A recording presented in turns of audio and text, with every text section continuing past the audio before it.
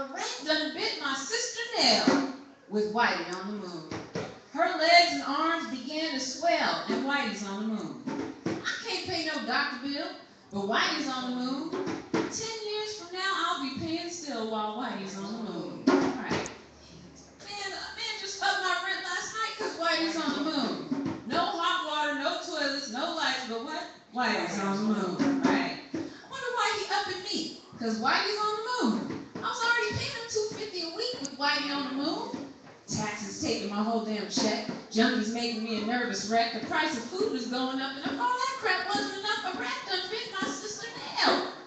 And Whitey's on the moon. Her legs and arms began to swell, and Whitey's on the moon. Was all that money I made last year for Whitey on the moon? How come there ain't no money here? Whitey's on the moon. You know, I just about had my fill of Whitey on the moon.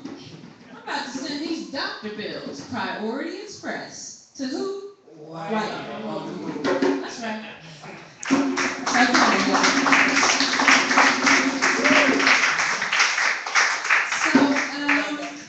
Yeah, man, it's short, it's quick, it's to the point, and it's just, you know, it touches on two very important things that have been brought up during the course of the election campaign. You know, Newt Gingrich wanted a colony on the moon by 2020. He wanted us to have established a colony of peoples on that rock, and we ain't even got stuff straight on this rock. So it's like, really? Okay. And that was the whole thing that my dad was talking about.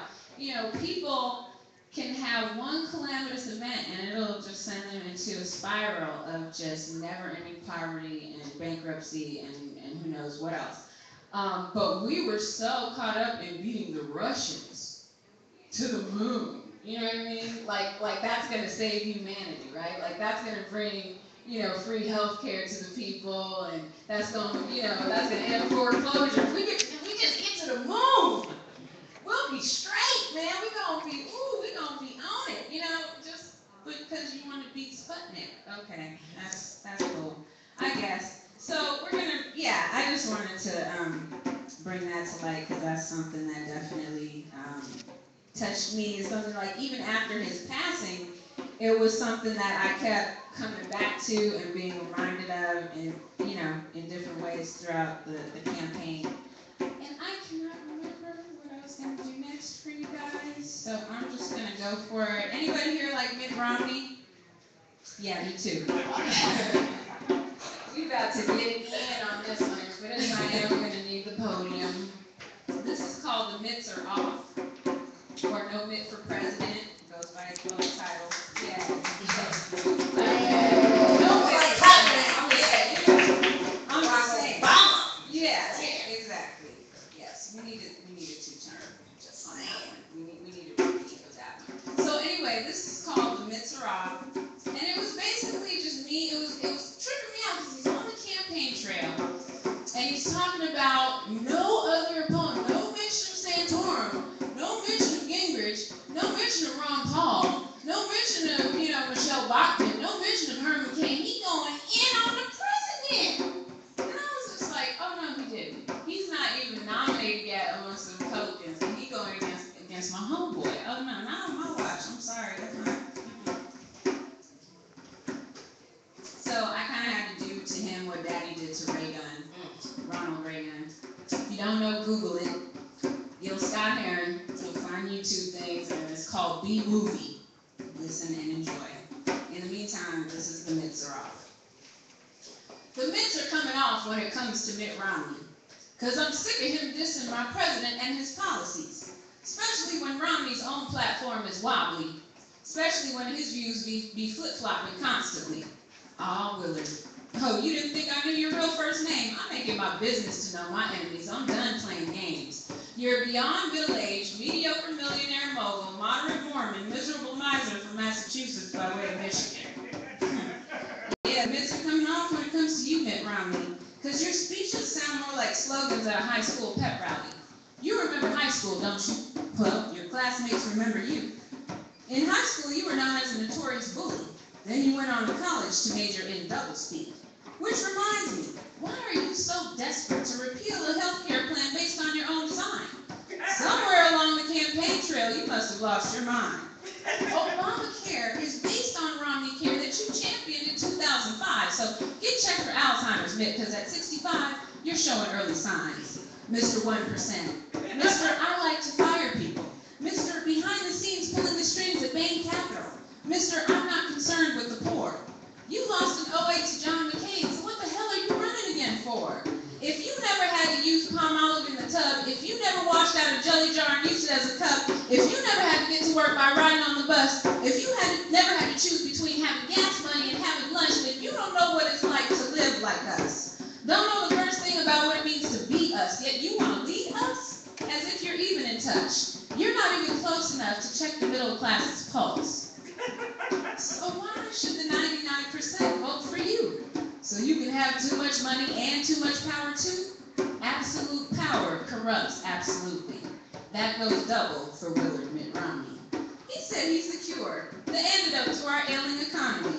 But he returned most of his companies to profitability by sending jobs overseas. You think you're better than Obama? Please. You used to be a pro-choice independent until it no longer suited your purpose. Now you're a pro-life Republican posing as a conservative. Perfectly posturing, posing, and positioning yourself to be the presidential pick. I must insist that you cease and desist with your deceitful bag of tricks. It shames me to know that, like me, you're supposed to be a Pisces. Because you sound more like a commercial trying to sell yourself as a commodity. Hoping that your approval rating will rise like stock on Wall Street. Well, whatever it is you're selling, Mitt, I ain't buying. Because the only thing easier to use in campaign is lying. You're such a troll. I should start calling you Pinocchio. One of these days, your nose is gonna grow from all the lies you done told. I hope that when people see you, they see what I see. A sorry, seedy, greedy, aristocratic piece of trash that doesn't give a damn about fixing this country. With him at the helm, things will only get worse. If he wins, I plan to call it the wilted economy Romney curse. Romney, in the words of Wayne's World, you're not worthy. But as long as your whack super PACs keep up the negative ad campaigning and mudslinging, you may actually get your Romney regime. But peep this, Willard. Just because your daddy was governor of Michigan doesn't make you a shoo-in for the president. The mitts are off, Romney, and I represent these streets. So I'm campaigning to end your campaign for the presidency. You're like the laxative, Romney. You irritate the crap out of me. And speaking of crap, people, we need to come together like butt cheeks. We need to come together like fingers making a fist. I encourage each and every one of y'all to vote. But vote for our dear friend Willard at your own risk. We just can't afford another no-good Bush-era president.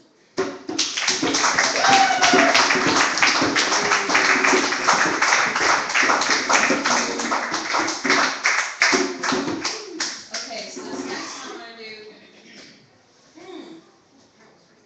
I want to do another sing-songy one.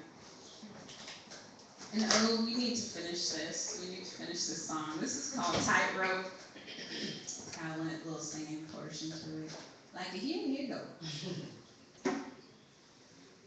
I'm walking a tightrope and it just don't seem fair. I tried to call for help, but nobody is there. I'm walking a tightrope and I'm in over my head. I pay my bills on time, but I still wind up in debt. Feels like I'm walking a tightrope, where the only thing I have to hold on to is hope. Like I hope I don't choke. And I hope that hope floats, because if it don't, I'm going to sink like there's a hole in my boat. So I try to cope, and I try not to mope. Even with my bank account looking like it needs life support, I stay on this rope. Because if I fall, there's no net. There's a disease we can't cure called financial crisis. A crisis that is worldwide.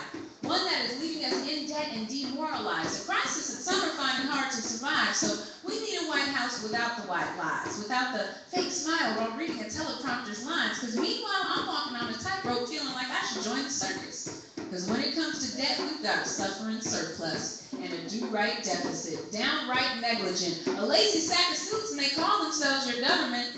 They only worked 100 days in 2008, and now they play partisan politics on the wings of fear. Watch Congress magically turn failure into a career. See, they're whining and dining and whining while they're dining like it's their money they're using when they're just co-signing. See, we're walking this tightrope and we can't get alone. Congress can't pass a bill, meanwhile we're losing our homes. They don't do their jobs while we lose our jobs. So maybe we should show them what it feels like to need a new job. I apologize if this tightrope makes me seem a little edgy, but when you're this high up, it's kind of hard to hold yourself steady and to always be ready to take that next step that could lead to new heights or a premature death. See, I'm holding on to this tightrope trying not to look down because I might fall on something hard like the NASDAQ or the Dow. So I'm doing my best, holding on like a thread, holding on to this rope like America holds on to debt. I'm holding on like I already own success. Because see, failure's not an option. It's a trap that we fall in. When hope no longer calls, an opportunity stops knocking. That's when you get brave and you try to face the problem. That's when you call your friends up to help you try and solve them. That's how a tightrope can help you to evolve, and that's how a tightrope can help you find resolve. See, the trick to the tightrope is don't forget to breathe, don't look down, and take it one step at a time. God's got your back when you feel like you're losing your mind. And friends and family can hold you up when you feel like Jell-O has replaced your spine. And see, I can take hold of your hand if you'll take hold of mine, and we can get it into our minds that will make it to the other side. See, if man can make it to the moon, we can make it to the other side. We just have to have faith that we'll make it through these bad times on this tightrope. Thank you.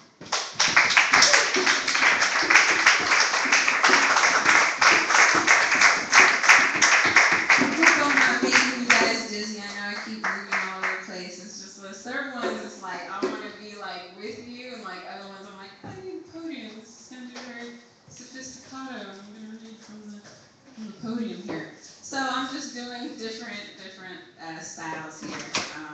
So I hope you guys are good. Yeah.